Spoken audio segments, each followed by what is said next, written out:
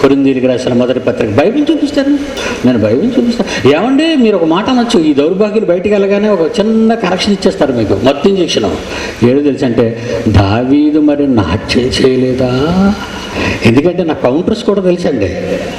ఆడే కౌంటర్తో వస్తాడో నాకు తెలుసు కనుక ఇంకా పై కౌంటర్ ఒకటి ఉంటుంది నా దగ్గర, అదే ఎన్కౌంటర్ అంటారు దాన్ని. ఇంకా అంతటితో కౌంటర్ వేయడానికి ఉండడు.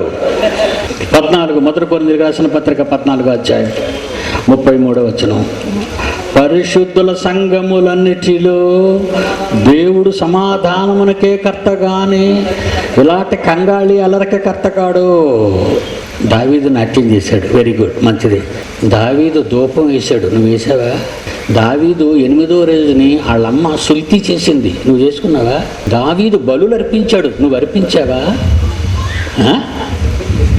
దావీదు కత్తి పట్టి 10,000 మందిని లేపాడు యుద్ధ రంగంలో. నీ కూరల కత్తే పట్టుకోవడం రాదు, ఉల్లిపాయలు కూడా రాదు నీకు, పీకలు కొడుతా యుద్ధం చేస్తావా? చిన్న వయసులోనే పాలబొగ్గల వాడి ఆజానుభావుడైన గొలియెత్తు కంఠాన్ని నరికేశాడు. ఏమి నీకు రావు, డగడగడుగుడు డగడగడుగుడు డగడగడుగుడు ఇది వచ్చి నీకు ఎవడరా చెప్పాడు ఇలా చేయమని?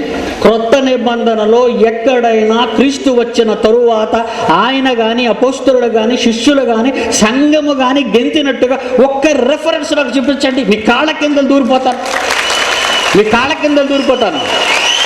గెంతాడు, కొండ మీద ప్రసంగాలు అన్నాడు, కొండ మీద గెంతాలి ఆయన. ఏమండి ఇలాంటి వాళ్ళందరూ మన దగ్గరికి వచ్చి మనల్ని మోసం చేసేస్తున్నారండి. జనారణ్యంలో క్రైస్తవ క్రూర మృగాలి, క్రైస్తవ బాబాలీలంతా, అల్లరికి కర్తలు వీళ్ళంతా.